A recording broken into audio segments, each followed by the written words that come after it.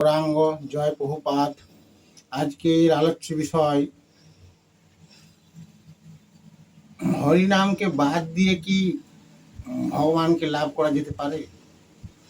দেখুন, বর্তমান কলিযুগ, তো এই কলিযুগে ভগবানকে লাভ করার তো বিভিন্ন রাস্তা রয়েছে, যেমন ধ্যান, বিভিন্ন যাগযজ্ঞ, বিভিন্ন ধরনের তপস্যা, কৃচ্ছ সাধন, পূজা পাঠ।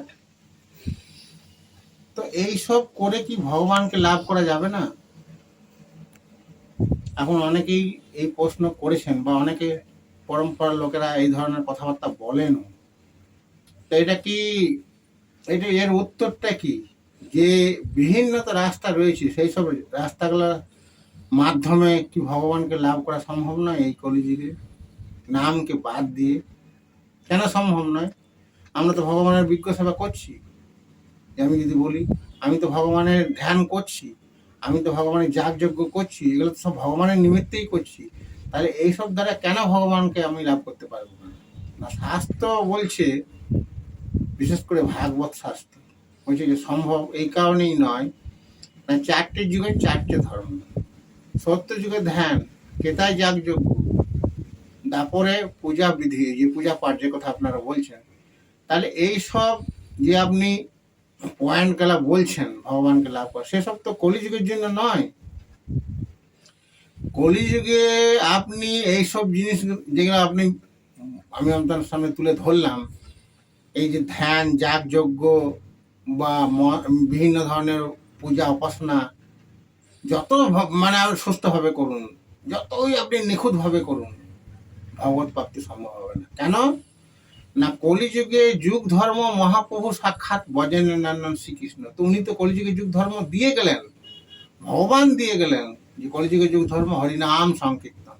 মহাপ্রভু তাই কি বললেন না, হরিনাম হরিনাম হরিনাম কেবলম কলি নাস্তিব নাস্তিব নাস্তিব গতির নাথা। তাহলে মহাপ্রভু হরিনামকেই কলিযুগে যুগ ধর্ম বললেন। তাহলে হরিনামকে বাদ দিয়ে আপনারা বলছেন যে ভগবানকে কিভাবে লাভ হবে? হরিনাম বাদ দিয়ে কেন লাভ হবে না? হরিনামকে বাদ দিয়ে কখনোই সম্ভব নয়। নাম পরম ব্রহ্ম, নাম আর শ্রীকৃষ্ণের মধ্যে কোনো ভেদ নেই। আর সবথেকে গুরুত্বপূর্ণ, কলিযুগে ভগবান নাম রূপে অবতীর্ণ হয়েছেন জগৎকে উদ্ধার করার জন্য। আর মহাপ্রভু ভক্তির রূপ ধারণ করে সেটাই আমাদেরকে শিক্ষা দিয়ে গেলেন। তাহলে মহাপ্রভু তো কোনো মহাপুরুষ নয় বা কোনো অবতার নয়, উনি স্বয়ং ব্রজেন্দ্রনন্দন শ্রীকৃষ্ণ। তাহলে উনার আদেশ তো শিরোধার্য। তাহলে উনার আদেশকে যদি কেউ না পালন করে, সে যত বড়ই আচার্যদেব হোক, যে পরম্পরার সঙ্গে যুক্ত হোক না কেন, যার মানে সে ভুল বলছে, সে মানুষকে ভুল শিক্ষা দিচ্ছে। যদি কেউ কোনো আচার্যদেব এই শিক্ষা দেয় যে ধ্যান দ্বারা, ধ্যানই সব, যাগযজ্ঞই সব, এইসব দ্বারাই ভগবানকে লাভ করা সম্ভব, বা বিভিন্ন পূজা অর্চন দ্বারা, তাহলে জানবেন যে সে আচার্যদেবের কোনো শাস্ত্র জ্ঞানই নেই। তার আদেশকে শোনার কখনোই কোনো প্রয়োজন নেই। আপনারা সবসময় মহাপ্রভুর আদেশকে পালন করুন। কলিযুগে যদি সে ভক্ত যে পরম্পরার সঙ্গে যুক্ত হোক না কেন, যদি মহাপ্রভুকে না জানতে পারে, তার আদেশকে না মানে, তাহলে সে কখনোই ভগবানকে লাভ করতে পারবে না। তাই মহাপ্রভুর আদেশকে পালন করুন।